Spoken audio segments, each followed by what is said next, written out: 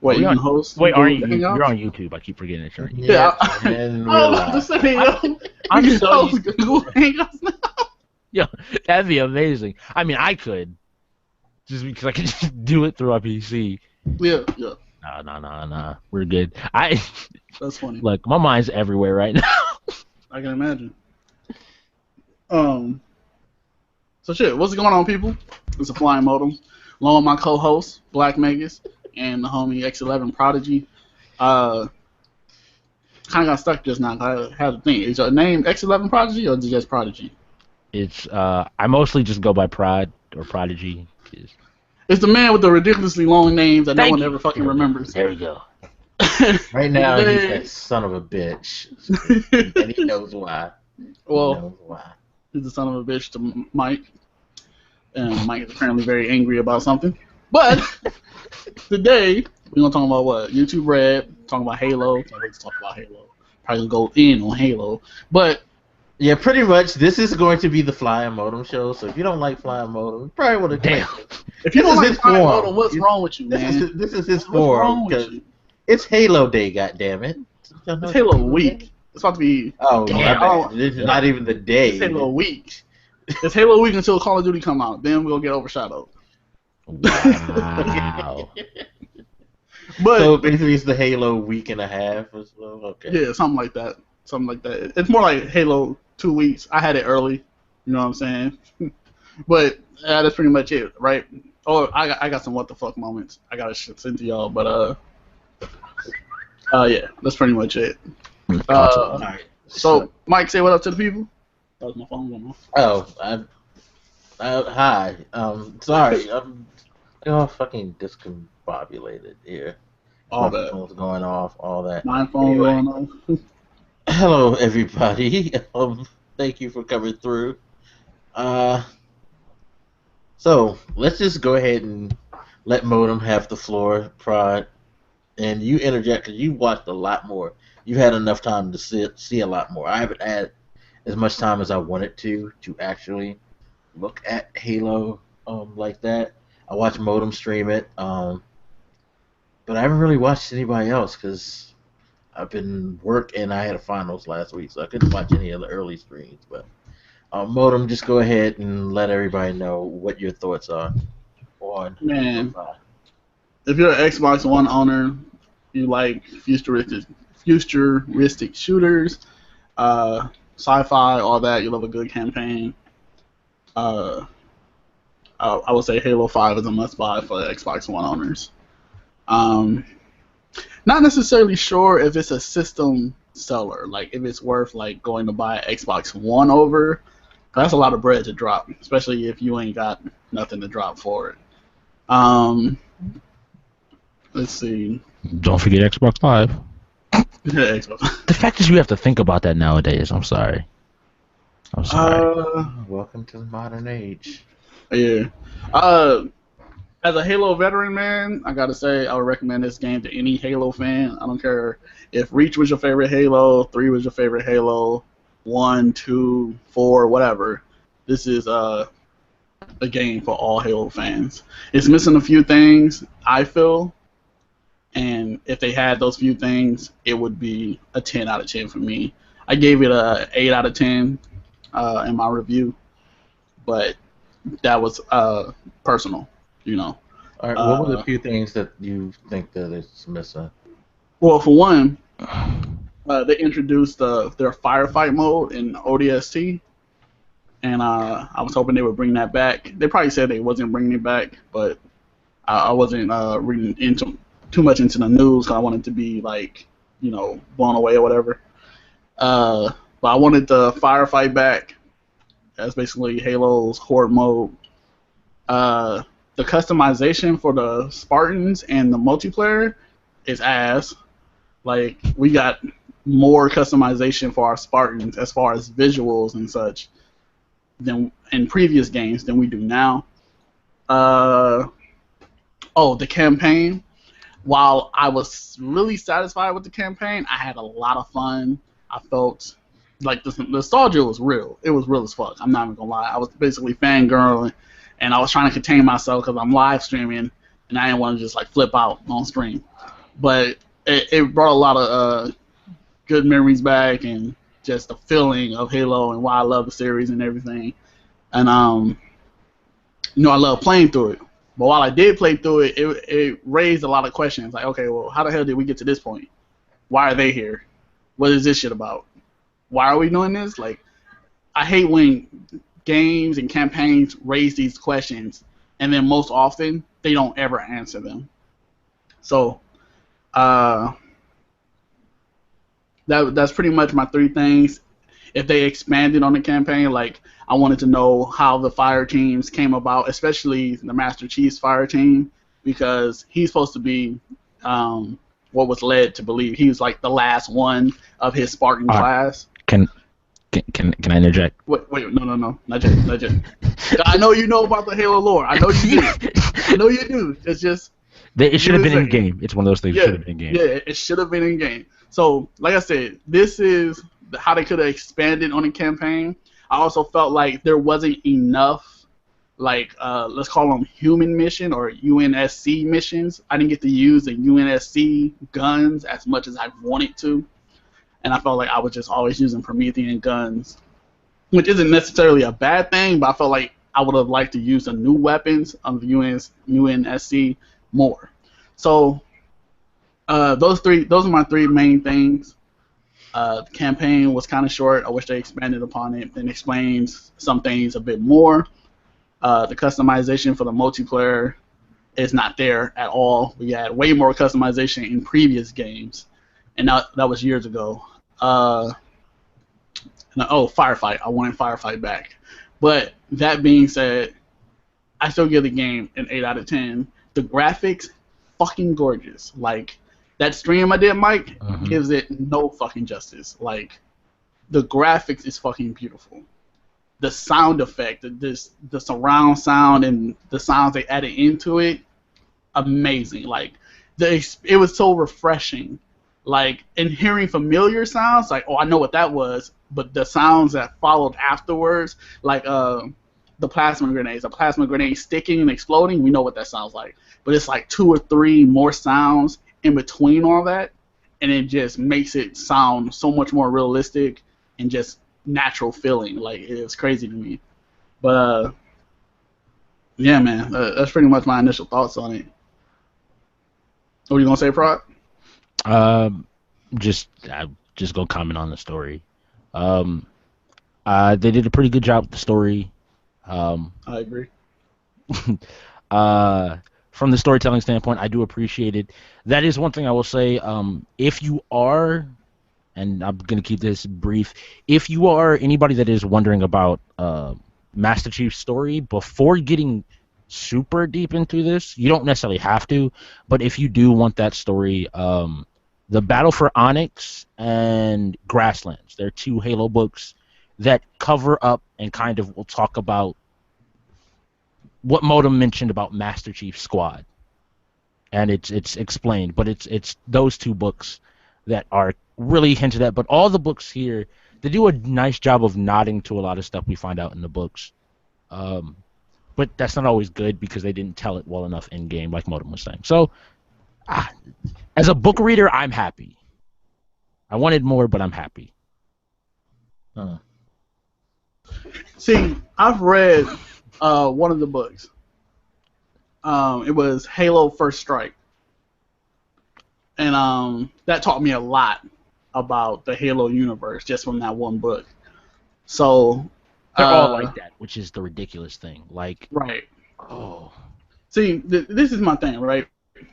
In Halo 4, and a lot of people didn't like Halo 4. I don't know why, personally. To me, it was a great Halo. It still felt like Halo. But they were 343 was saying, with Halo 4, we're going to continue the story through Spartanauts. That's another thing. I wanted Spartanauts to return. They were supposed to continue the story from Spartanauts. So they stopped doing that. I don't know what happened, but we didn't get a season 2 or anything like that. So coming into Halo 5, we have no in-between story unless you read the lore or some other stuff, which again, nobody reads that shit. At least a vast majority of people don't read that shit. We just don't. Like, I guess we should. Maybe, we really should, but for the most part, there's not like no advertisement for that shit. You know what I'm saying? There's no like, go read this to catch up on the story in between, what happens between 4 and 3, or the Spartans and all that. It's nothing like that. And like I said, I read the first book, so I know about Linda, Kelly, Fred. You know what I'm saying? I know all about that. I know about the Fall of Reach and what happened on Harvest and everything. But 343 said when they were releasing Halo 4, they're gonna tell everything you have to buy the game to get the complete story. And they were supposed to do that. They're still not doing that. Now, especially like, how hard would it have been to create like an extra, I don't know, hour and a half worth of gameplay of how the Master Chief got his squad. You know what I'm saying? Really, in all honesty, you could, without going into too much detail, you could really sum it up in a couple of cutscenes, if that. Like, Master Chief came in contact with the Forerunners, right? That's what they're currently dealing with. Right. His squad was looking up Forerunner technology and searching for, and ran into Forerunner technology. A situation happened where it was, again, all Spartans are MIA, they're never killed, blah, blah. They literally are missing. They managed to come back, and they link up. It's pretty much as simple as that. You don't need to go into like all the gritty details, but I don't know. I don't think they want to waste time on that part, which it's not so much a waste of time as maybe they didn't think people would find it that interesting to play. Well, would that be something? That's the thing. I still make the argument you could do it as a set of cutscenes. Like, if you, because you could tell the book, especially the book of what kind of happens when they're quote unquote MIA. There's this battle that is one of my favorite battles in Halo, period. Like, it is just this amazingly well written battle that if they created it, it would be really good. And if you just told the story that way, it's the idea of, even if you don't necessarily make it like in-game dialogue, give the player the option when you can click on Kelly and it talks about what happened to Blue Squad. What did they go through, and and even to a degree, why do these people mean so much to Chief, and why does Chief mean so much to those people? I think if Halo 4 isn't if you don't know the previous Halos, I don't know how good or well versed you are in the newest one, because I felt like I knew a lot, but I know a lot of it isn't from the game necessarily. See, that's my thing. Too many many game companies are telling great stories, but not giving it that fine details so people can be educated on what they're playing, and not just playing through something. So look, this is my idea, right? Okay. After 4, supposedly Cortana died, right?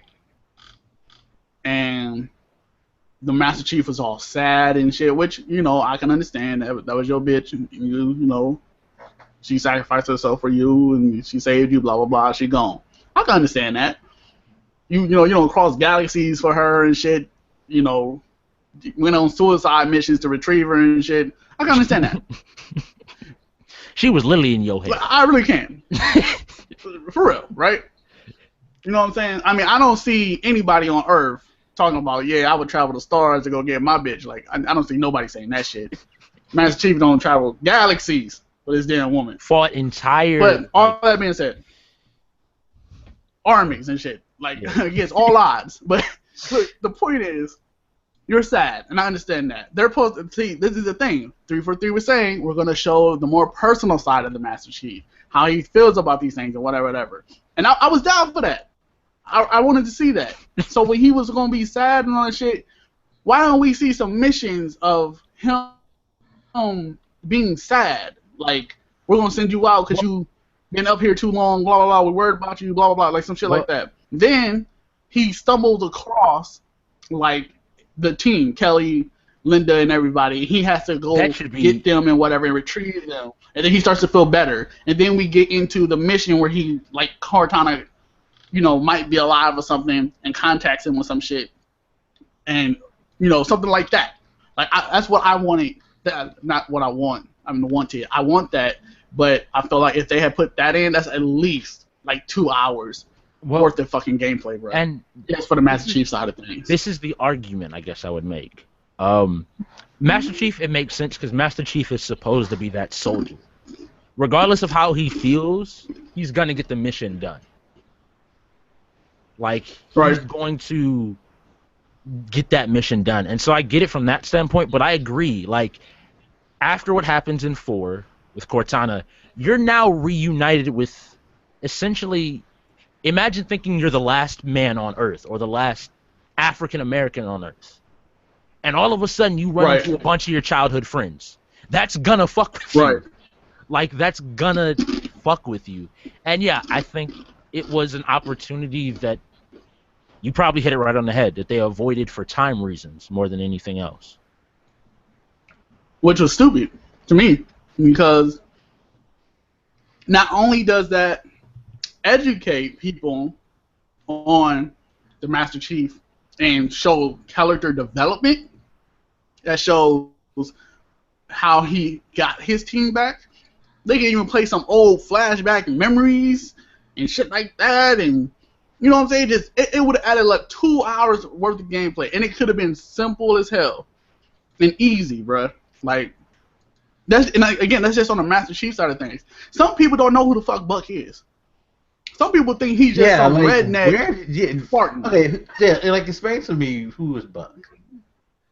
Buck is badass. Buck is as close to being a Spartan without being a Spartan you can fucking get. Buck is just badass. But Buck is from ODST. He was an orbital drop shock trooper. Okay, the fodder people, the little people with the helmets that be getting killed all the time. Only super soldier. He's one of them, but he was badass. The like secret organization. But he necessarily wasn't that at first, but he just became that. He became a badass, and then they was like, yo, you badass. We want you in the Spartan because you badass. So he's like, cool, I'll be a Spartan because I'm badass. That's basically what happened. But that's my point.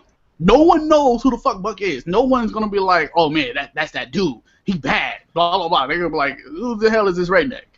No one knows who the hell Tanaka is. No one knows who's Bell is. I think they tried to get away with that by making him Nathan Fillion. By making him that, people are like, oh, okay. We're not going to. He's not too redneck, but look. Right? But see, he needs, that's the thing. Buck is a great character. Everyone in Fireteam Osiris is great characters, but no one really knows anything about them. Now, they try to give, to their defense, they try to give some character information and stuff like that with Fireteam Osiris, but then they give none to Master Chief's, side of things. They didn't give no information really about them. And that's what really throws it off, because while we don't know anything about these new characters, this gives them the chance to tell us about these new characters. These old characters, we have no idea what well, not me, Pride, but other people have no idea who they are. Like they're just some random people. And they're really important. Like, these are like legendary people. I make the point to people, I recommend gaming books, and there's a lot of things, but if I was going to tell somebody, if you really wanted a game series, that there is so much more information, and why I guess I respect Bungie when it comes to Destiny, if you start reading the Halo books, there's so much shit that is like just so many nods within the games to where it's like, yeah, if you read the book, you have an understanding of this. That's my problem, Prod. It needs to be in the game, though. Like not just that. We don't need just nods or like simple things in the game. We need it to all be in the game. We need a vast majority. Now, if you got some specific here's where in the cut, that's cool. Here's what I argue about. That would turn into like Witcher-esque, because when you start pulling those books, like, which I think we're eventually going to get to a point where we're going to look back at Master Chief's life. where they're, because that's the issue. I think if you want to make Master Chief human, you need to make people stop seeing him just as Chief, but also see him as John. When you get people to start seeing him as John, that's where you start to see a lot of the other. Bro, before you go on, tell me what better way to show that than to show how the death of Cortana affected him, how finding his team again affected him, and then so on. Like, what better way to show John or the Master Chief being John than to do what I'm saying? You know what I'm saying? Like, what better way to do that shit? Because you can get it from the books, you can understand from the books, yeah. But like again, most people not gonna read that. And most people ain't gonna go online and search Halopedia and all that. It needs to be in the game. The easiest way to say it is, I think it comes down a lot to the games weren't written like that from the start, and it's a very weird thing. Because if somebody jumped into a Halo game, Halo 5, and all of a sudden you're hit with like all of this lore, because most people don't enjoy lore. They kind of want the point of the story, and you can get the point of the story, but when you start to see what would be plot holes when they're not plot holes. And to explain some of them, yes, some stuff is very simple and can be done quickly. Other stuff, for it to really make sense, you're going to be spending a couple of hours. You're going to be spending, but when you start talking about a couple of hours for each story, a couple of hours for each piece, then that's where it starts to build. That's where it starts to. That's where it starts to. I think people. How to say this? People lose interest. Most people don't care about games like The Witcher or massive RPGs, if you don't want to take The Witcher, just a massive RPG. People say that they're tedious, they're long, they're a lot of grinding. And I think Halo was never a series that built itself off of that initially, and so they don't want to do it now because they think it might turn off people that have already played the games. I would argue that that's not the case, at least when Bungie was doing Halo. Because from 1, 2, and 3, that story was complete. I didn't feel like, oh, well, what about this or this is this. Like, I didn't feel like that at all. And that's not even after the final game. Like after 1, I felt like that was the end of the story, but then it was something else. And then after 2, I felt like there was something else, but I still felt like I knew what that was going to be. They were self-contained. When 3 completed it, I was like, it's all done. They were self-contained. Like each one had its own story, but it was part of a bigger picture. Whereas these games seem more like that's what I'm saying. These, like Halo 3's campaign, I feel like was longer than Halo 5. And you did more in Halo 3's campaign than you did in 5. And like I said, Halo 3 is my favorite game of all time. What are you saying, Mike? Do you think it's shortened because of the way people receive games? Like, I get what Prod is saying, like, the longer it gets, the more people tend to get turned off. I mean, let's be honest, people complain about games being too short and the value and all that, but I don't know many people who sit for. I don't know that many people who are willing to sit for 10 or more hours through a game these days. But especially when it has a multiplayer. I would argue that to people like Grand Theft Auto. You sit through Grand Theft Auto, that's 30 hours worth of gameplay. Well, here's what I think. That is like the exception to the rule, but to me.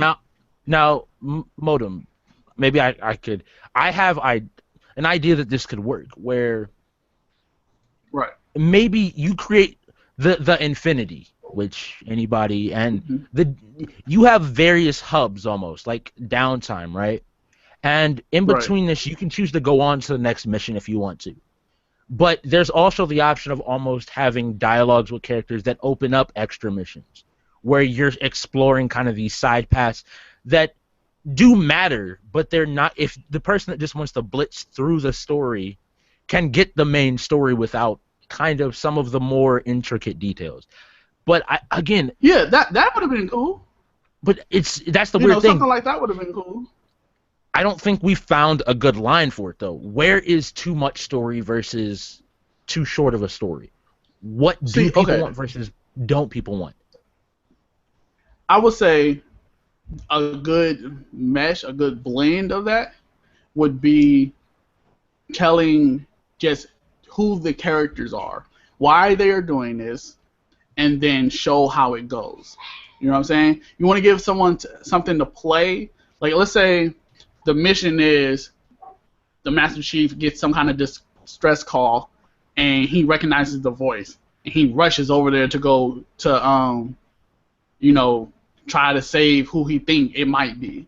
And you gotta go battle through this horde of Covenant and all this other shit, and you're just getting there trying to get there, and then you're having like flashbacks of whatever, and then they finally get there and they reunite. Like, that's like a mission. You know what I'm saying? Like, it didn't have to be so like, well, let's go all the way back to Reach where they first began, and let's do this and this and that. Like, it didn't have to be like that. Just so much as, who are these people? Why are they important? Like you said, why are they important? Why is the Master Chief important to them? Why is this such, you know, caring and passionate moment kind of thing? You know what I'm saying? That's where it's like the fine line. I'll say those moments have kind of. It's weird. So I'm gonna take us back, take you back to the end of Halo 3. If you have not beaten Halo 3, look, the statute of limitation is 3 years, people. All right, 3 years is the statute. After you beat Halo 3 on Legendary difficulty, there's a scene, and you see Master Chief drifting towards what looks like this big-ass planet, which we come to find out in 4 what it is. At the time, myself and a lot of book readers, we speculated that it was... Honestly, they were going to tell that story of Master Chief reconnecting with his squad. Because the way the planet looked and a lot of the descriptions we had were similar to that first book I mentioned, Ghost of Onyx. Everybody thought it was that connection, that's where they were going to take it. And the idea to me is that Bungie has not, or the writers in Halo has not made that jump to be willing to cross mediums, like wholeheartedly. There's the idea of we'll make books to expand on the games, and they'll be the games. There needs to be a point when you're willing to say, look, we didn't explain it really in-game just yet. We'll try our best to explain it, but if you want more details, there's a whole nother story here, but we're going to try to contain it in the game. Until they choose to say, look, the books exist. If there's a lot more detail in the books, until they do that, that's going to be a problem, I think. We're not going to have that connecting, because if you didn't read the book, you just saw Master Chief drifting towards a dark planet. If you read the book, it brought up all these possibilities of understanding that there was so much more coming in the story, that there was so many other like hints and plot lines and the Forerunners and all these other ideas that were there, but they never made the decision to say, look, books exists. If you want every single detail, go there. Here's a summary. Games need to do that, but I don't think Halo made the decision to, because, like I mentioned before, their fans aren't going to necessarily haven't been kind of ever open to that or really promoted that. The same thing happened with Gears of War, where when you go from Gears 1 to 2 and 2 to 3, the books that take up that span talk about new characters, talk about new places, new situations, but they're never wholeheartedly referenced. It's just, there's this new character, he's a Hawaiian dude. Right. But there's a lot more to it, and I think games need to start doing that. For games to have more serious stories, you have to be willing to say... Companies that own these games need to advertise their lore more, these books and everything. And summarize them in-game as well. Don't just do one or the other. Be like, oh, if you want more details, this is where you can find the, like, specifics. But again, the best way to summarize it, in-game. Play it. Oh, I don't disagree. That's like, I think one series that did that well to me was Mass Effect. I thought they did a good job. Mass Effect 3, like, everybody tells me that, oh, you should go play Mass Effect 2 and 1 to really understand the story. I didn't need to do any of that shit. I played Mass Effect 3 and understood cold-heartedly what was going on. I understood that this dude died and came back to life. I thought that shit was crazy. your body was cut up in pieces and you came back. Like, how the hell did that happen? But whatever, cool. You that badass. That's what's up. But they did that well. Every character, it was like, oh, this is a character from this and this and this, and they would touch on it briefly. You know, Right. if you had the choice to, you know, if you wanted to go further with that, but it was still like, okay, this character, they got some kind of relationship. I can see that, and this from this planet and blah blah blah. And even though it was one mission that took up maybe an extra 30 to an hour worth of gameplay, bruh, it was fun. It was educating. And just overall good gameplay.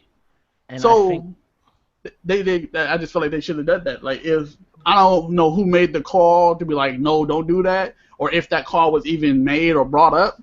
But if it was and they said don't do that, that was stupid. That was really stupid. That's all comes into writing though, and I think one of the weakest areas in gaming is writing. And Modem, you hit on it.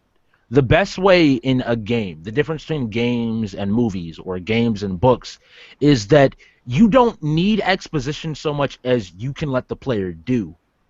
But I don't think most games have gotten that far yet. Most game writing hasn't, mainstream game writing, because there are games that have done it, but mainstream game writing hasn't bridged that line wholeheartedly between telling a story through gameplay, allow the player to do, and you can give a player an hour to do, and you can tell 5, maybe 10 hours worth of a book, because they're doing it, they're hands-on, they're feeling the emotion, the situations.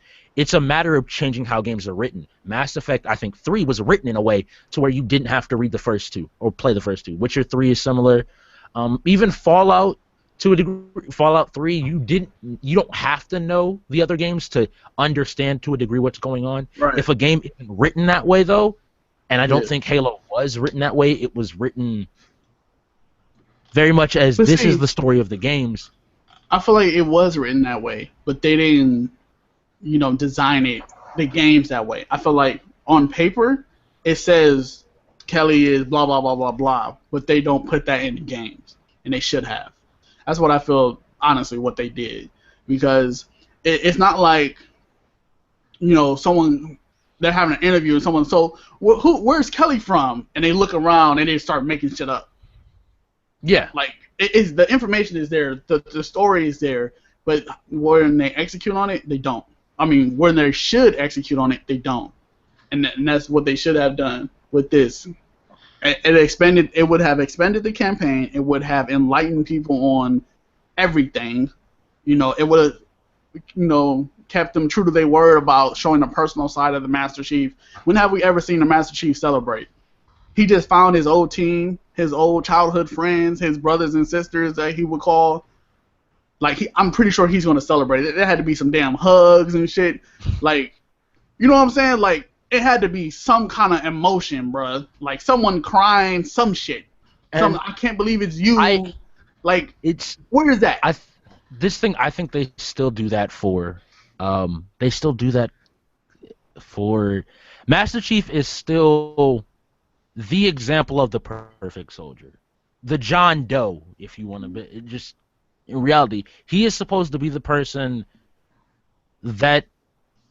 But see, he's in pain, Prod, because this trilogy was supposed to be about him straying away from that. The wars have taken a toll on him, and this is supposed to be more personal. So he's no longer supposed to be that perfect soldier. I think so it was supposed to give us more emotions, man. Like, without spoil, I think that again, we briefly spoke before the podcast went on about it, and I think the game itself. The worst thing I can say about the story is it suffers from that middle game, however you want to look at it, like the middle story, where I think a lot of that humanity is going to be brought into Halo 6.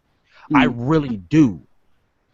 That's kind of bad, though, to me, because you have 3 games in the trilogy to bridge this over. Well, and it's like to slam everybody with it in the last one.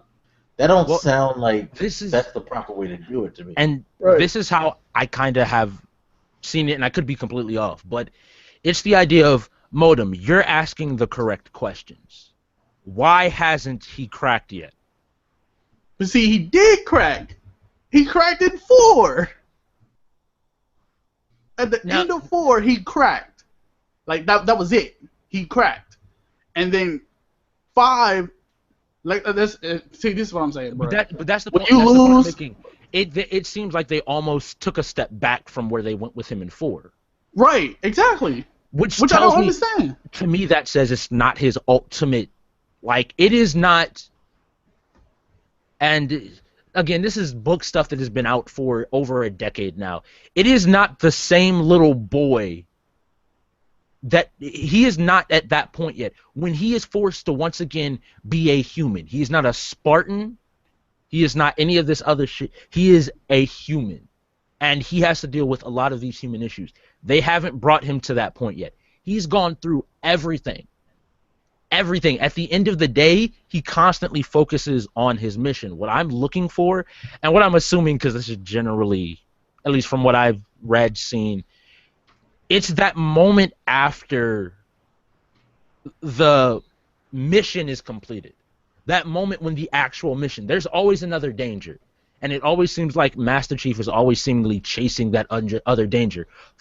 Halo 4, when you think after the end of Halo 3 it's all done, he wakes up to a new issue, a new fight to start. And I think once the fighting is done, it's the idea of when the soldier becomes human again, what is left? How much of his humanity is still there? That's what I'm assuming they're going with. But that's where I think why a lot of the weakness is going to be in probably the later half of 6. Because they're building up to a point where he's going to be forced to face his humanity and still, quote-unquote, be Master Chief.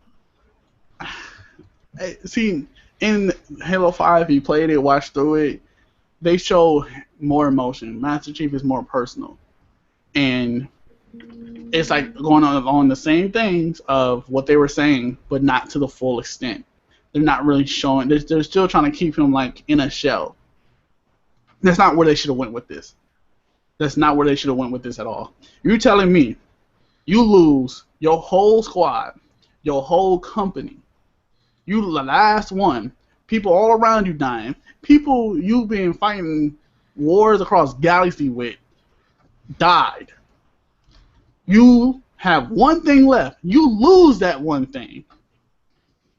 Then you find out that the people you ran with, your squad, are still alive.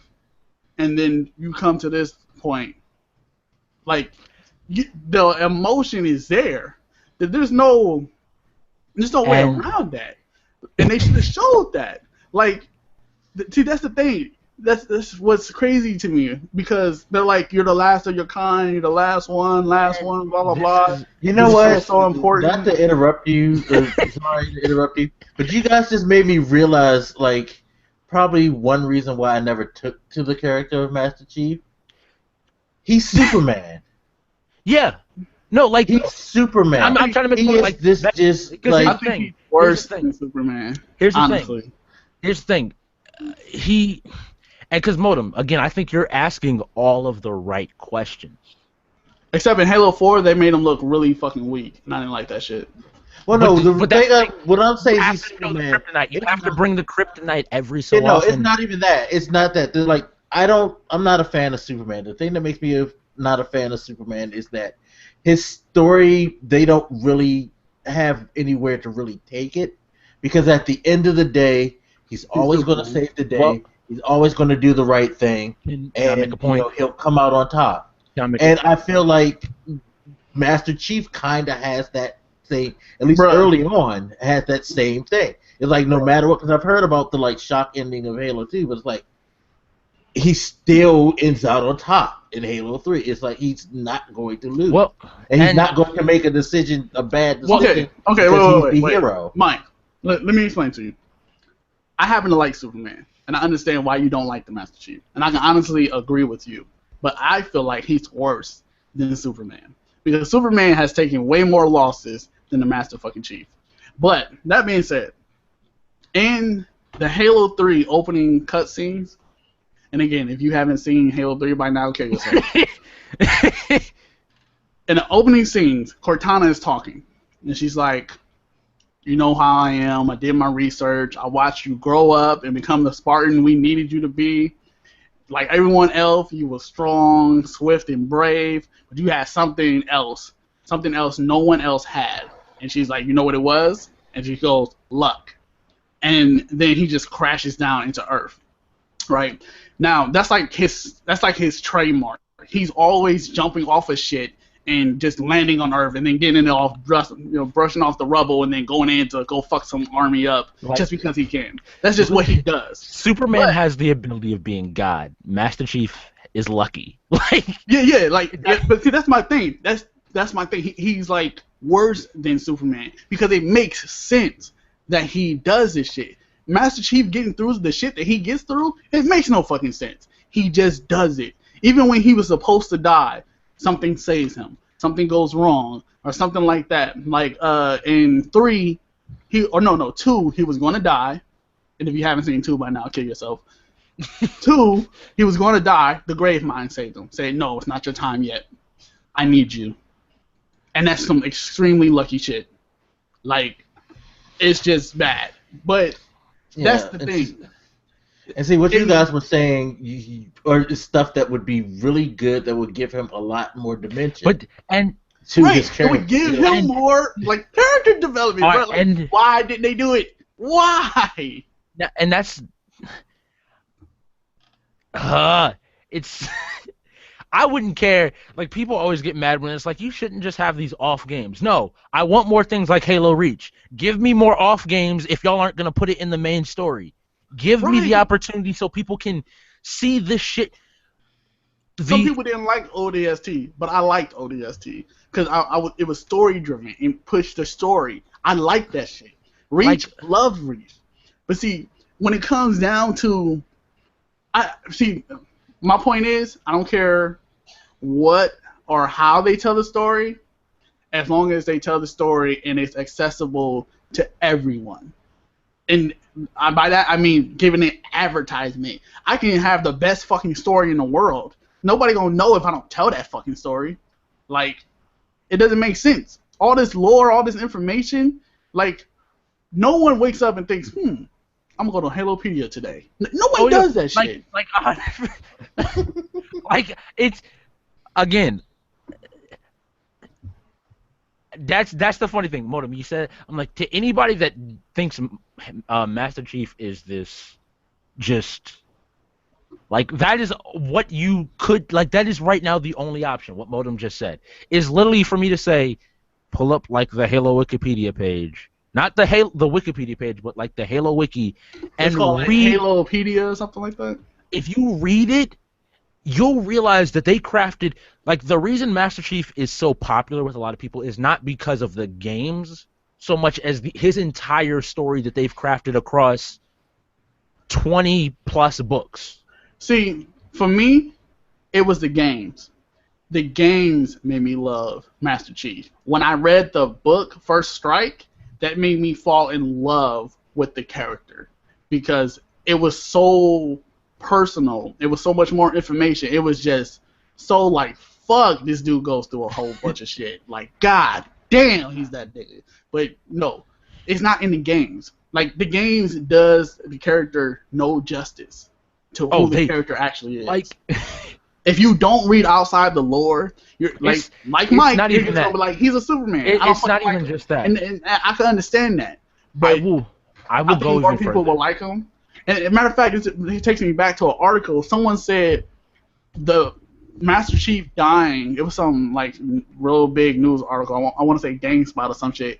So saying if Master Chief dying would do more for the franchise than making more games because there's no character development, so on and so forth. And it's like, if you read the lore, you would know way more about the fucking character and his development and so on and so forth. But they need to do that where it's accessible to everybody. I agree, because it's not even just Master Chief. I know we focused on Master Chief here, but everything from what the Covenant and how big of a threat they are to, like, every single, like, the Forerunners, all of this information that's in the lore, it's ridiculous how much of this world that has never seen the light of day to most people. Because I think the majority of people haven't read the books, haven't looked into it. That it would take this from just being,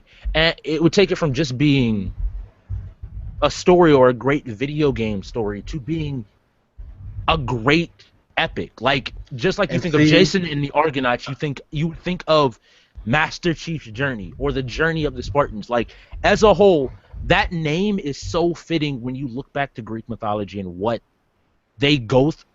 I'm gonna stop because I can go on. So yeah, no, but see, you brought up a very good point, and it's something that I felt for a long time has been missing. I thought that we would be there with the way that technology has advanced in gaming, where you would get a lot more epic storytelling. Unfortunately, competitive multiplayer seems to have derailed that a little bit. I'm not blaming it on that, but I feel like at the same time, people have like kind of turned away from stories the way they used to and are more focused on the multiplayer aspect. And I feel like now developers don't take the opportunity. Like all of the stuff I'm sitting here listening to you guys talk about all this stuff, and it's actually made me more intrigued about Halo more than anything I've ever heard in my life. Before, it was just like, okay, I understand Master Chief's this epic guy who takes care of business and all that, but it just didn't draw me. But this is kind of what I want, and this is what I really want from just about any single player experience. There's an opportunity to tell really good stories, and the way that we have advanced with graphics and things like that allow people to convey it visually, as well as being able to like get tremendous voice actors in there that can express that emotion along with that. You can have video games could surpass movies as the go-to place to tell stories.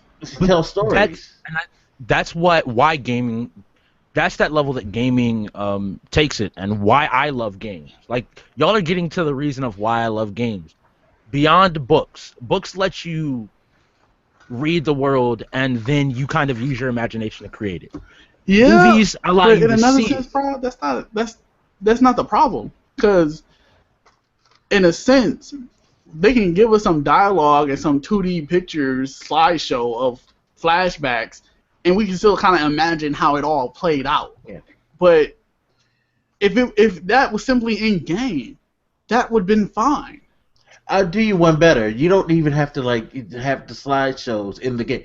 You can actually show me what's happened. You can actually take that. It's just like the beginning of The Last of Us. That was one of the most beautiful moments in gaming. Last of Us story was fucking like, but that like Xbox person like that campaign. Fucking that first scene showed you what you can do. The way that they were able to capture that emotion, like I will not lie, I was about to start crying. Exactly, like some fucked up shit. Very little shit. By the way, Last of Us. How old is The Last of Us? 3 years. Yeah, 2 years. No, 2 years. 2 years. 2 years. 2 years. 2 years. 2 years. Fuck. 2013.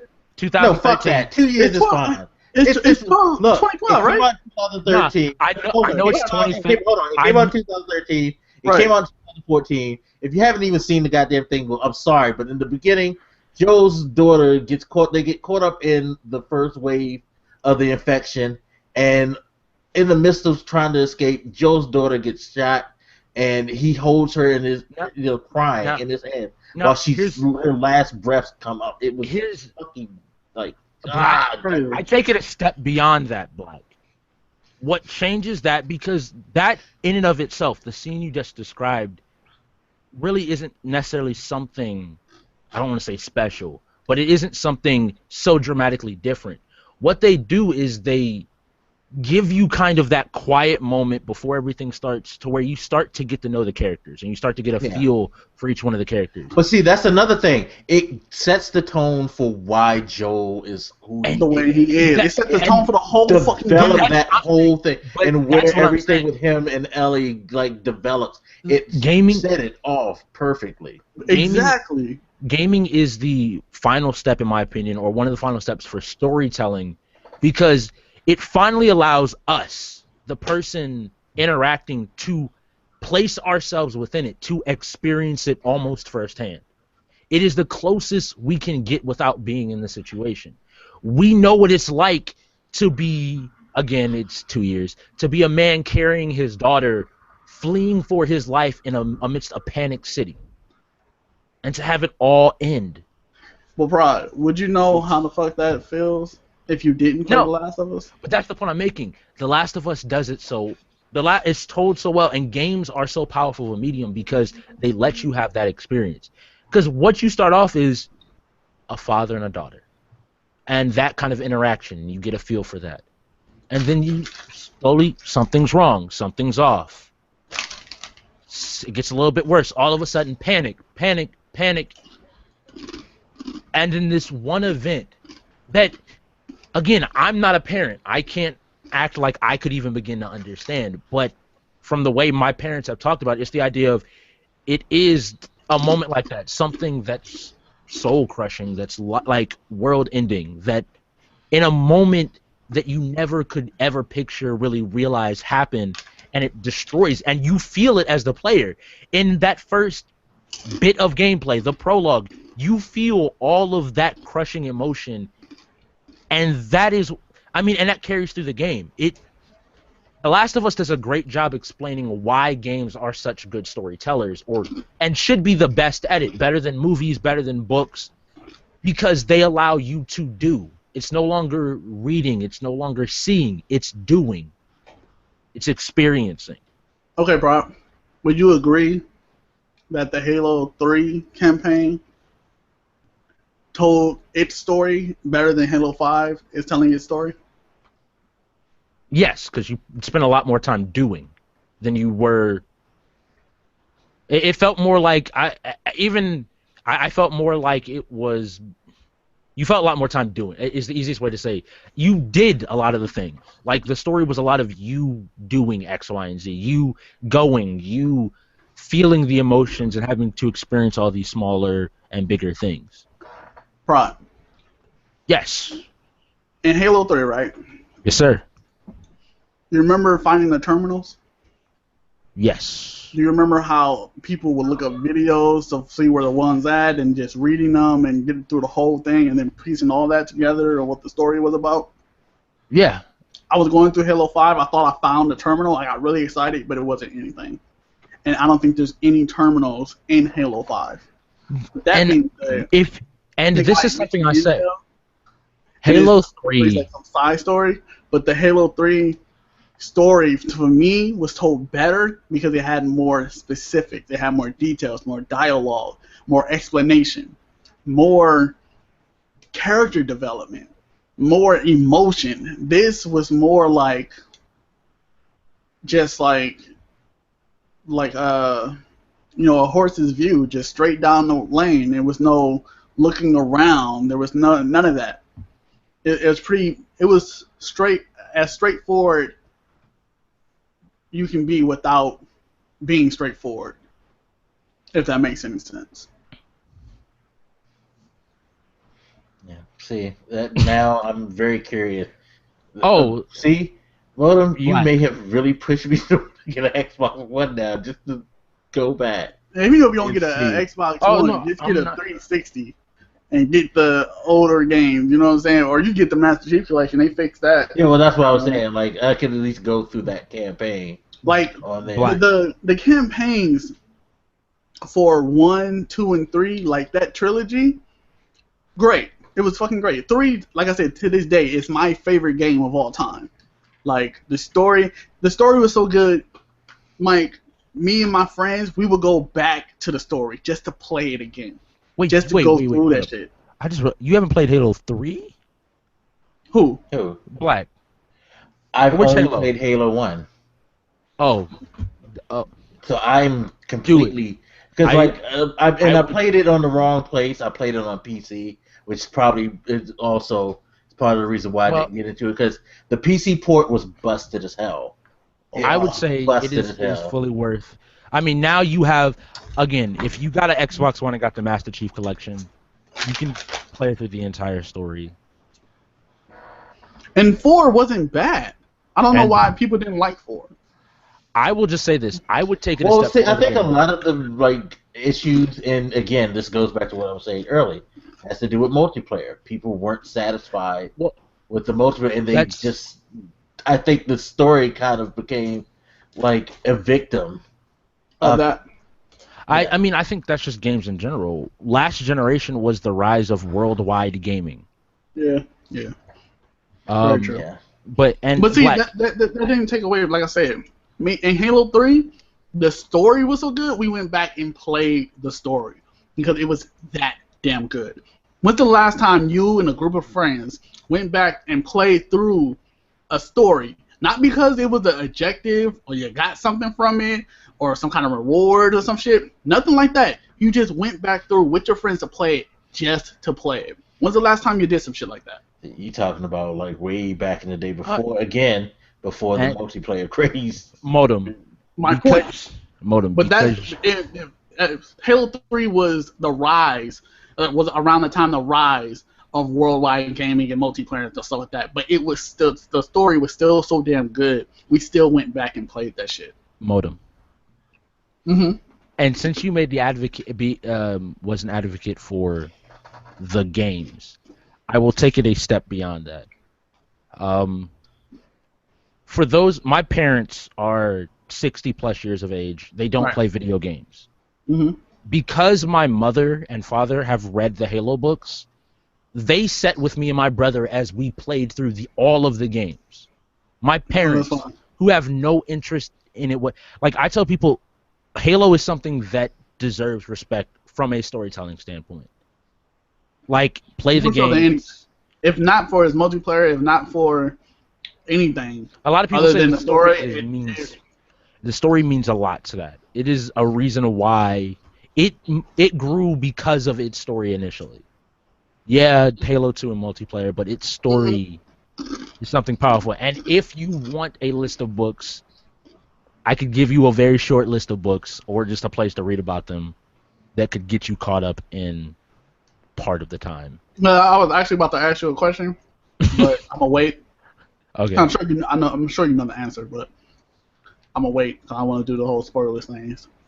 2 years though. 2 years. Anybody who ain't played Halo or seen this shit? Now here's the thing, Modem. You know that question you asked about Kelly? No, see, I know who Kelly is. No, but here's what I'm saying to you. What's up? Like, well, what happened with Kelly? That book I mentioned, Ghost of Onyx. Yeah, that book came out back in 2007, I believe, 2006. To the point where I'm like that's why it's just. Yeah, see, for people like you who know this shit, you're like, that's old news. Why do you want to hear about that? No, but I'm not saying it's old news even like that. It's the idea of, I think about how much setup it's been. And yet, to me, it's a payoff for me, but there's no payoff for anybody else. To think back at the end of Halo 3, they were setting this up or tossing this out. Like, that, they should give that to more people. You got me wanting to go back and read let's try to move on. But yeah, overall, Modem, you definitely do suggest that people play. Yeah, I definitely do. Like I said, if you got an Xbox One, this is a must pick up. If you like Halo before, this is a must pick up. I'm not gonna say it's a system seller. I'm not gonna say that because I don't feel like it's a 10 out of 10. If I felt like it was a 10 out of 10, I would say it's a system seller, but it's not.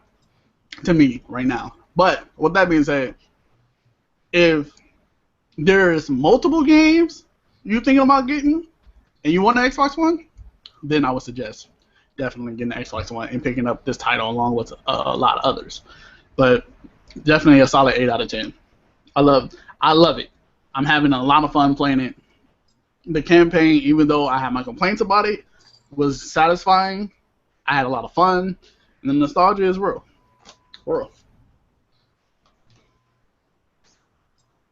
Alright, cool. Alright, so next topic we're going to talk about, of course, is YouTube.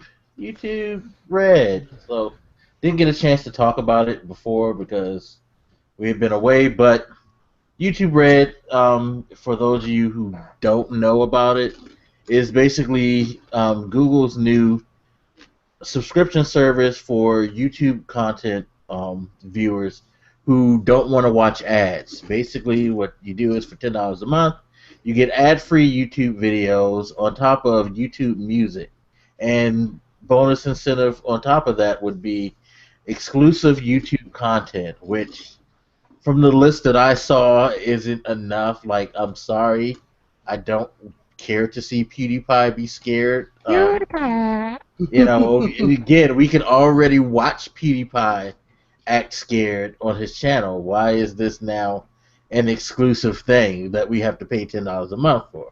I'm not. They're trying to cash in on the cash cow. The cash cow is running dry because the gimmick is gone. Yeah, I don't know. PewDiePie right now, I mean, he's never going to run dry because he's got to the point where he's got so many not so much he's endorsements. going to run dry, but, you know, like, oh, you can do this exclusively here. Like, that time is over with, bro. That ship is settled. Yeah, like, see, the thing is, with this, if you're a content creator, the way that you get your money is kind of fucked, is the easiest way to say. Because I thought so when I got my email from Maker Studios, and then, of course, a couple of other bigger YouTubers kind of corroborated my feelings. And they were like, yeah, it is kind of shitty. Basically, what that deal is that all content creators on YouTube get 55% of the ad revenue, regardless. Of course, that 55%, as of now, your cut is determined on your CPM, or how many views and ad hits you get. So it can fluctuate up and down. What they were going to do with this was they were going to take that 55%, then they were going to cut it in half. Or not necessarily in half. It's very weird because this is the thing. The 55%, that 55% goes to two different classes of YouTubers. That's regular content creators, like what we would be considered. Right. YouTube music content creators. Music content creators, they get their money the same way that they've always got, but it's probably a little better because what they get is, for every view, they get paid. Whereas if you're on our side of the thing, what you do is you get paid by how many minutes are watched on your content. So, if you're somebody who, say, makes a 10-minute video, if only 3 minutes is watched, you get paid for that 3 minutes. And it also scales. It was a weird scaling system they had because they were saying, like, if, say, a music person got 1 million views, but you got 10,000 minutes watched, you end up getting 1% of what that music person got, or something crazy like that. And mind you, this is all coming from a pool of 55%. So all hail our YouTube overlords. Pieces of that 55% on top of all of this. So it's basically just like a feeding trough where you get in and you try to get as much as you can, or as much as they're willing to give you out of it. You know, so it's a very, very, very busted way. Like, before I get to your thoughts on that whole system. You ever sit back and think to yourself, like, who the fuck came up with this shit? A crackhead came up with this shit. This shit makes no fucking sense. Man, who the fuck comes up with this shit, man? Yeah, it's very weird. But before we go deep on this, there's a new article that just came out about this now where, well, a couple of places, full screen, and you said Social Blade did it as well, Prod? I got a big email from Social Blade. Yeah, essentially. Basically, people are saying, like, if you're a content creator during this whole free trial, by the way, everybody, tomorrow, the 28th of October, they start YouTube Red, and everybody can sign up for a free trial month. Now, during that free trial month period, there's rumors that you, as a content creator, won't get paid for any views during this period. instead of just saying, So well, even if the people who didn't sign up for the free trial and that's the they're thing, still watching the ads, you won't get paid. They're not clear on that. They really aren't that clear on that. So a lot of people are speculating that regardless of whether you signed up for YouTube Red or not, it doesn't matter. They're just going to turn the switch off for everybody. And instead of just like dinging you for YouTube Red viewers, just ding you across the board. Wow. Which is insane. So I'm hoping that's not true, because that makes no sense at all. I think that's fucked up for a few reasons. One, I'm pretty sure they're still going to get money. Two, people who do YouTube for a living aren't going to get money for a month. And if they live off this shit like a month-to-month basis and they got to do videos for this and that, they might be fucked. Yeah. People might be getting put out of houses and shit. Well, they won't be fucked this month. I guess I should clarify that. They'll be fucked like 2 months from now. But see, that's my point. That's, even though, like, how do you plan for some shit like that? No, I get it. There's no planning for some shit like that. Yeah.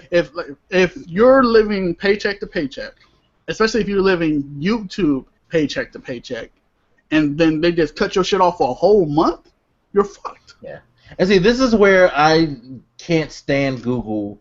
They're the king of non-clarity. If it really wasn't for Maker Studios sending me that email, I would have been sitting here, like, because I did a video about YouTube Red, and like, it could potentially be good. We'll have to wait and see. Thankfully, Maker Studio was kind enough to send me everything, like, before.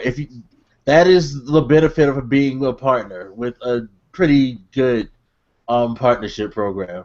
Right. But had they not sent me that, I would have been sitting here just like, yeah, so they're going to pay me even though people aren't looking at ads? Yeah, that's good. I'll still be making the same amount or more money this way. I would have been fooled. And that's why, like, I need them to clarify what's going on with this month. Google does not clarify shit.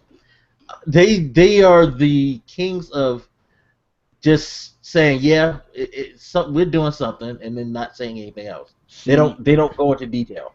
They do not go into detail about anything. But it's not like Google people ever overreact because Google never gives out enough information. That's never happened, right? Google hasn't. It's not like Google's ever done this in the past. Google, please. That's crazy. Saying all that, I do understand the greatness of our YouTube overlords. Please don't close my channel. Thank you.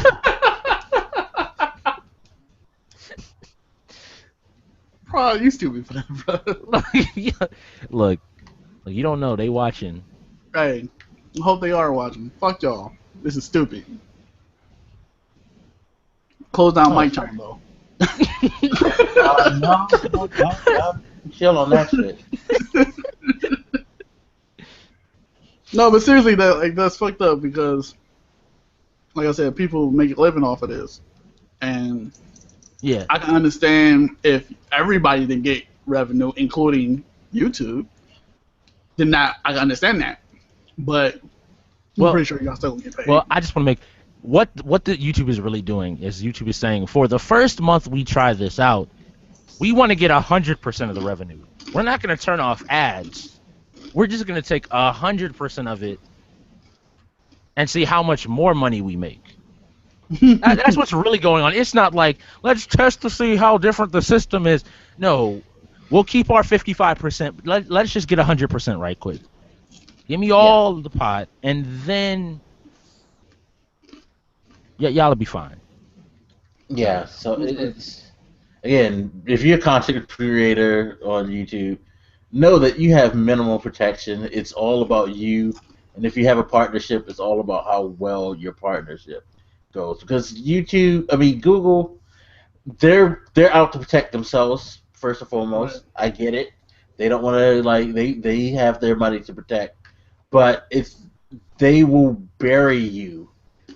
They will straight bury you as a content creator to ensure that they come out the bad. It's pretty bad. It's pretty bad. I mean, I'll say YouTube is this. such a great thing, Yeah, but it really is. they I'll make say it this. hard to want to do it sometimes. As a business, for them to give us a free platform to be creative on, I understand. But business is business. When you go past this is business to we're just gonna fuck y'all, that's when it's not cool. Business is cool with me all day, every day. When you're fucking people over, that is not cool. People live off this shit. It's not cool to cut that off at all. So they really need to clarify this, and hopefully it's not them fucking over people, and it's just if people signed up for the trial, you don't get paid for those people if they watch your video.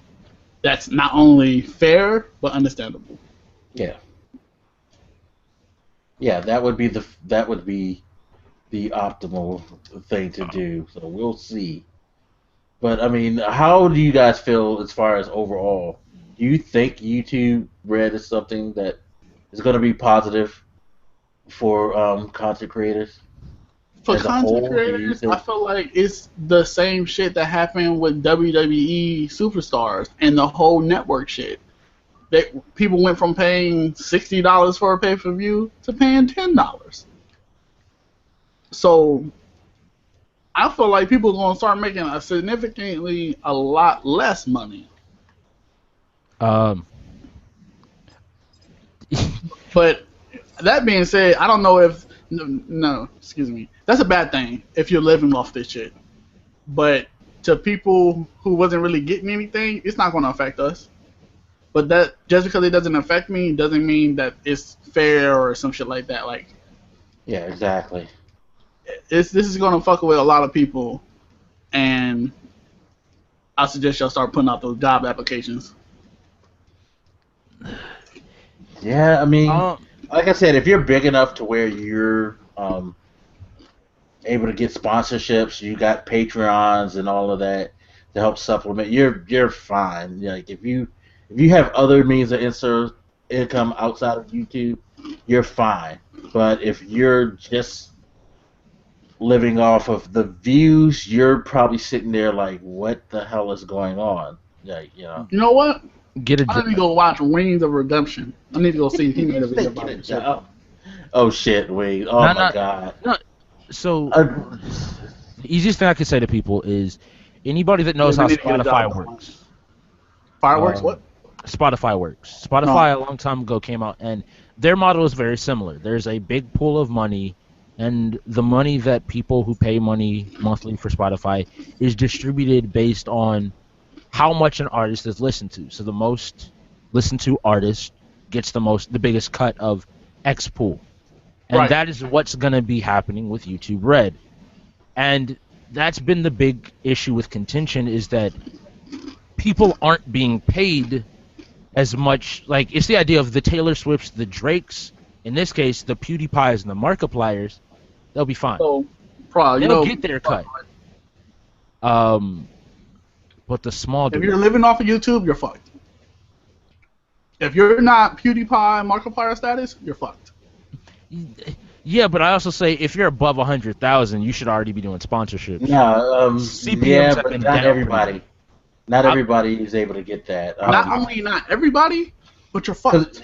Because most Yeah, of this but shit someone comes I from know, views. they were saying that I'm not disagreeing. you I'm really not. look at it, people who are 500K and under, there's a huge gap between them and those who got Markiplier, million subs. Like the scale, the rate of money, and all of that opportunity is actually a really huge gap. And that's, that's the people ranging at 500K and below. I mean, if someone at 500K isn't getting the type of money that somebody at million, and it's a huge gap, that's a problem.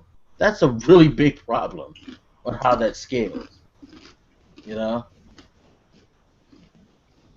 Especially with YouTube promoting the same big channels. No smaller Yeah, channels and get that promoted. and that was my other thing about YouTube Red, because again, why would they want to push some of the smaller Bigger channels gonna get the cut. The bigger channels will get the biggest cut. Bigger channels are gonna get promoted. Bigger channels are pretty much gonna get the most views.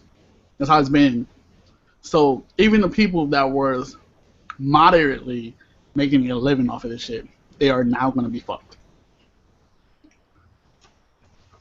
Because it isn't like the WWE where they get paid a bunch of fucking money because there's only so many of them. There's millions of content creators. So this YouTube Red shit, it ain't gonna be enough to go around, bro. People are fucked. Better start putting out them job applications.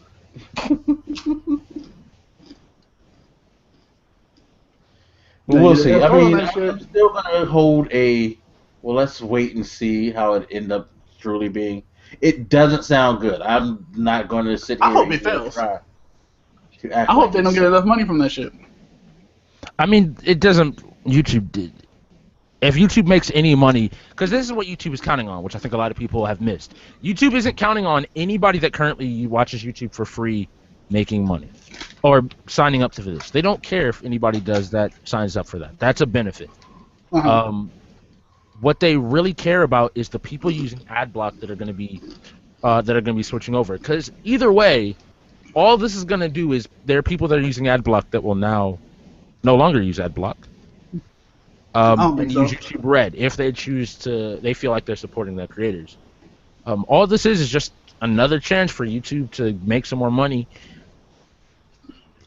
I don't think anybody with ad blocker would switch to pay. Like that would be some people stupid as fuck. Some people will. I would be 100%. Those people must be stupid as shit. I'm not gonna do something free to switch to something I gotta pay for. Here's the thing I always make a point to people. I am somebody that will pay if I can do something above board and pay for it. Then I generally would do it. YouTube gaming is, YouTube gaming. That's just a whole nother topic of badness. YouTube Red isn't benefiting the creator though. YouTube Red isn't going to stand to benefit, and that's why I don't feel as why I would rather watch ads to benefit the creators I care about. Look at something like Twitch and its plan. I spend money on Twitch because it's worth it. I spend money on any platform to get rid of ads, whether that be. It's why I don't like Hulu as a platform. It's fucking stupid that I would pay money per month and still have to watch your fucking ads. Like, I don't like ads. I'm honest. Dude, that's fucking ridiculous. If you give me a legal way to get rid of ads, I will pay the money. But I also care enough about the content creator to want to benefit them, to not just be like, I'm just going to screw X, Y, and Z over. See, let's say, Prod, not only are you right, but it's way more successful than any of us can imagine. What if people really want a way to get rid of ads off YouTube, like you said, legally, and most of the YouTube revenue now is coming from YouTube Red? People will be fucked. And that being a chance of it happening is not enough. In theory, no. Why not? I mean, are you saying that the YouTube Red user base is bigger than the base user base of YouTube? No, but see, that's what I'm saying. In my example, I'm saying, let's say you're right, and YouTube Red is way more successful, but not only are you right, and YouTube Red is way more successful than any of us can imagine. And what people really want is the subscription to get rid of ads. It would fuck the people the smaller channels who do this at the living. It would in theory kill off the smaller opportunities to do that.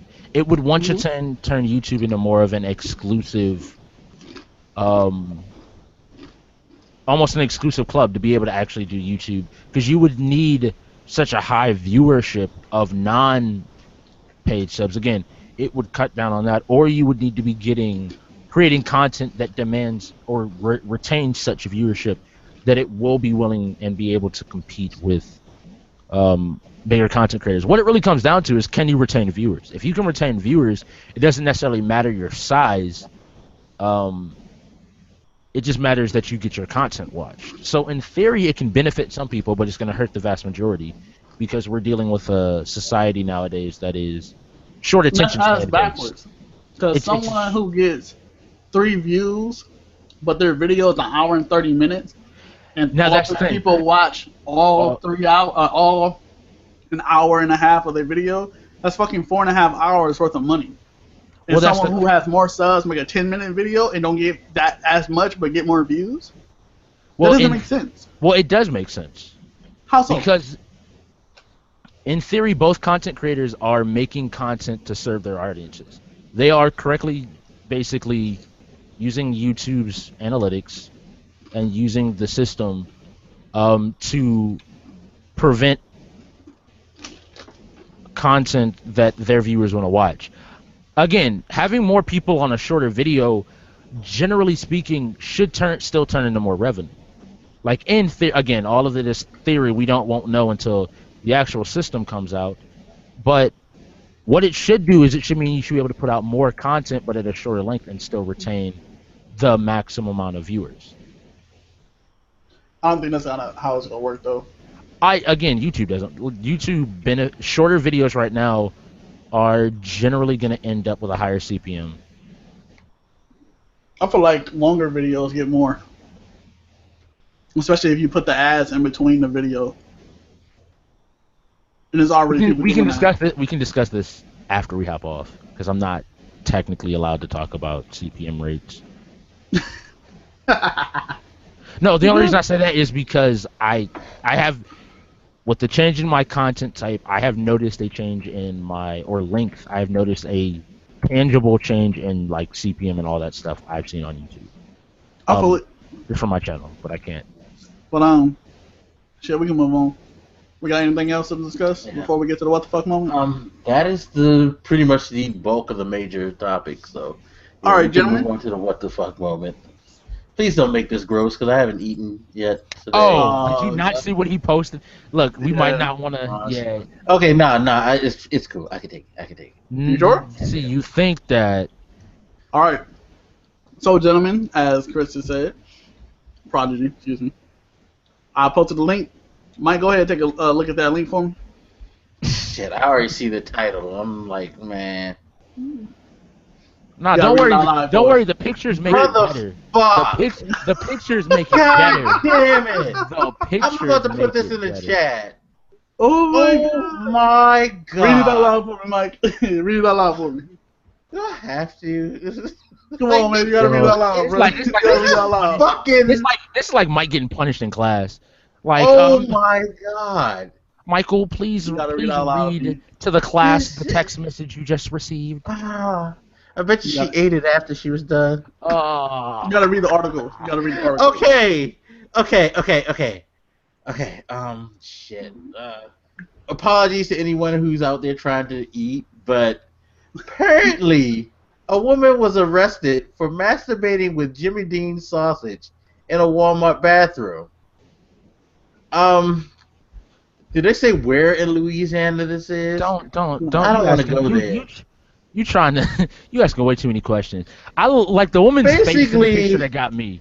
Security cameras film 33-year-old. Wait, why are there security cameras in the? Yo, I feel like the name. Well, yeah, that's a big problem right there. To be quite honest, like, why are there the security camera in the bathroom? Or was she just openly carrying this? She was just openly carrying this into the bathroom. Oh no, the camera caught her taking the sausage. I guess so they caught her taking the sausage and shoving it in. Right, she was at the meat and aisle. they showed her walking to the bathroom, where she remained for at least 30 minutes. And then the security guards said he knocked on the door several times, but she didn't respond. And then he entered. Oh fuck! I feel this is his quote. What he found behind the door of the unlocked stall is something he said will haunt his dreams forever. I don't blame them. The security guard reports when he entered the stall, she was inappropriately pleasing herself with the Jimmy Dean package of sausage. Wait. Let's pause right there. I want to focus on this part. He said that she was inappropriately pleasing herself. What the fuck was the appropriate way to please I yourself. guess Fucking it's to Walmart buy bathroom. it, then take it home, and then go to work. But That's see, that's what I say. appropriate. Like, I don't know. at a Walmart, what is the appropriate way to please yourself at a Walmart?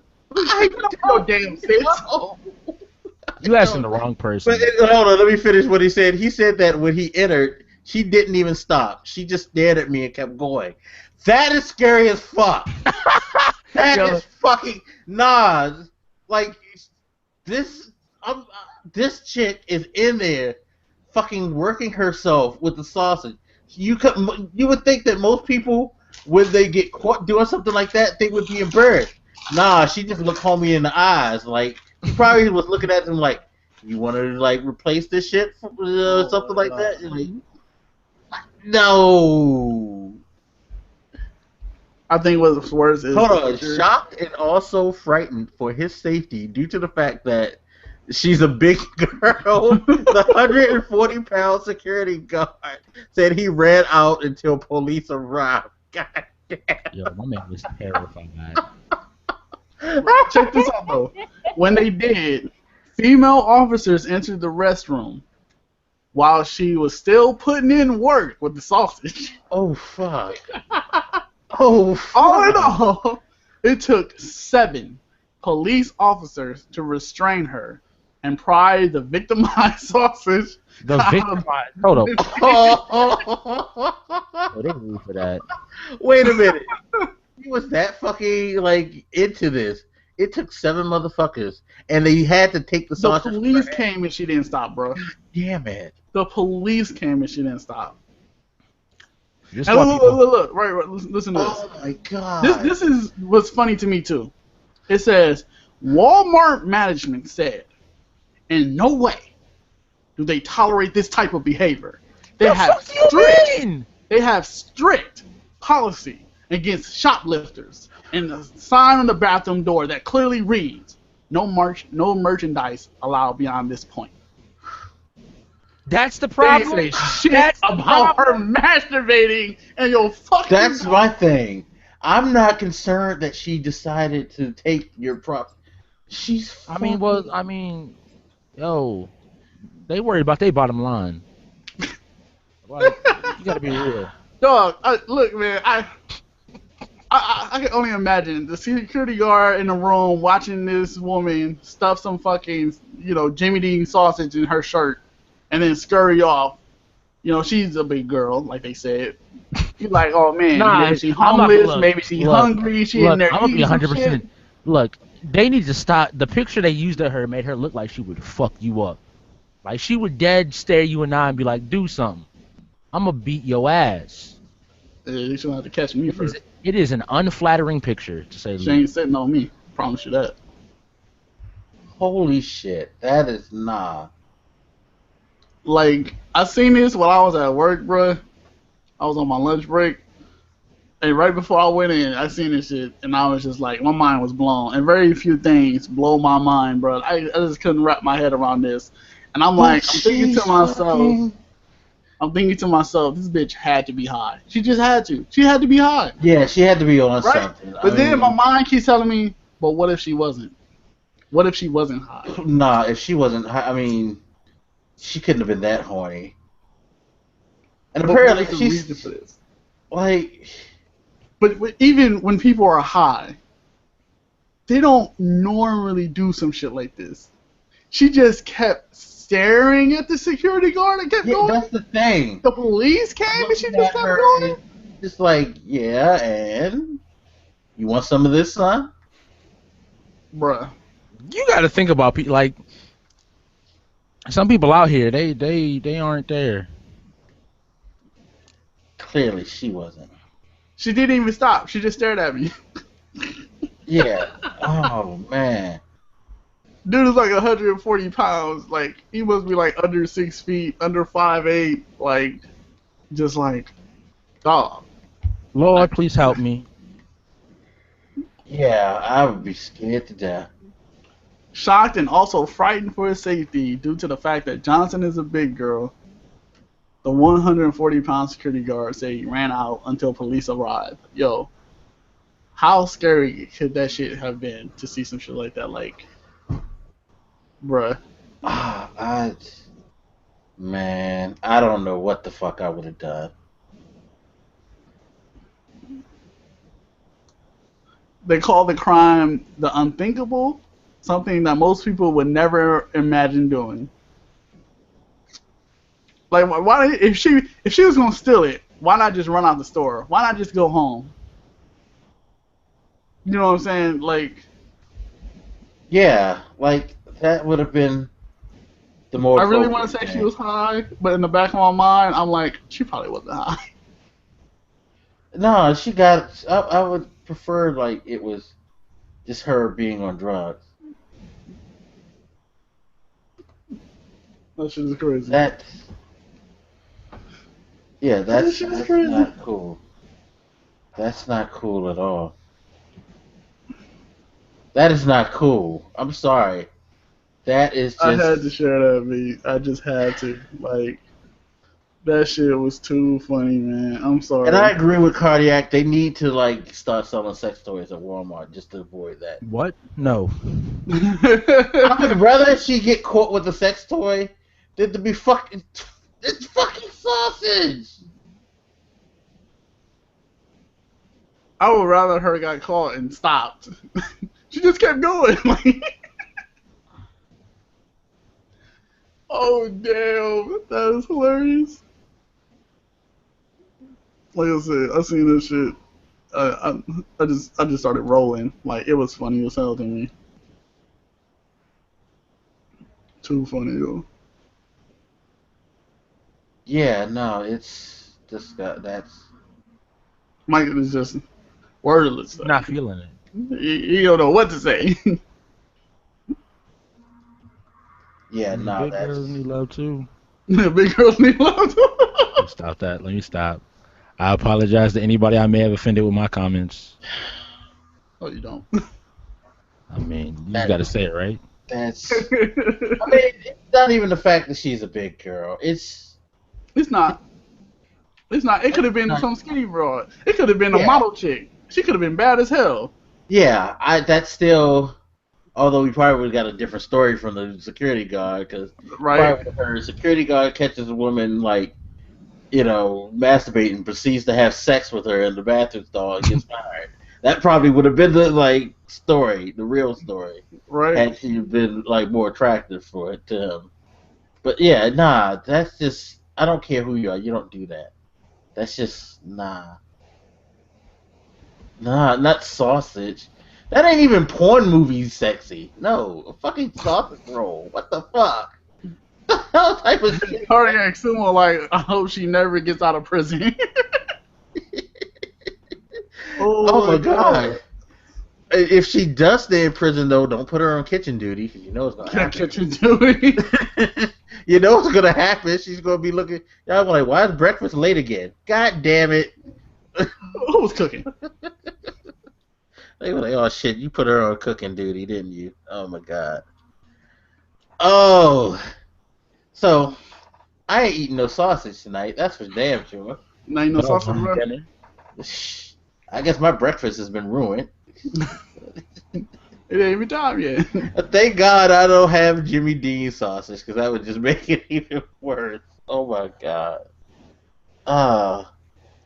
People, if you're horny, just pay somebody. What? I'm just saying. Sometimes you ain't even gotta pay, but I damn. mean, she probably wouldn't have to pay, because she looked like she probably could make you. Like, you gonna give me this dick.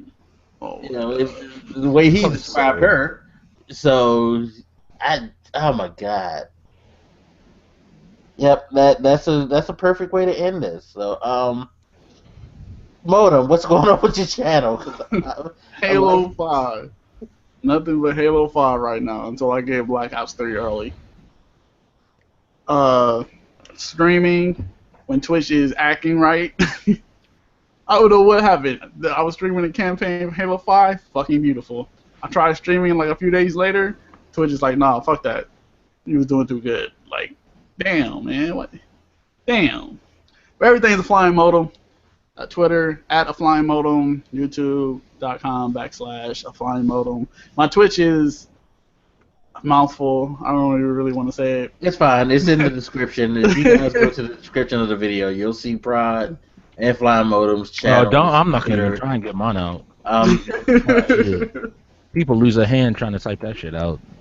it's fine. That's why I typed it in the description. It's always going to be there. Man. You guys can check them out there. 'Cause Rest in peace, Mike's hand. Cardiac Sumo was like, I agree with him. I said this. I'm like, at least if she bought it, she could have took it home. Oh my god. and then she would have fried it up for breakfast later. Oh god, y'all are wrong.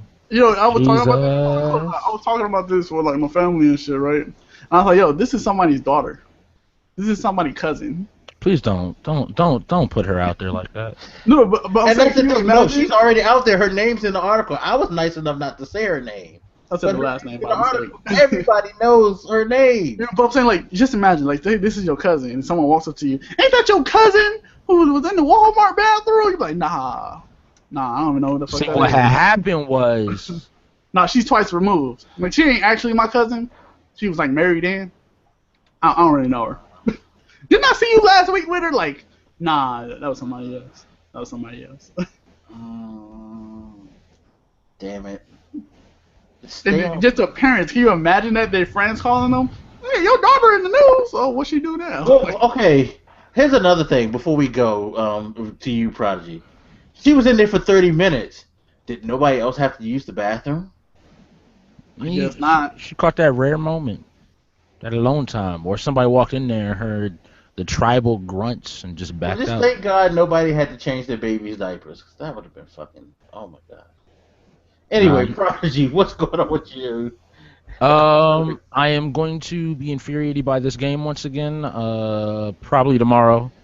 Jotun and playing through Tales from the Borderland on stream. Beyond that, we will be getting into some more gaming stuff. Just all still building up to the new gaming channel, which will be dropping here soon. And Extra Life is coming up in 2 weeks.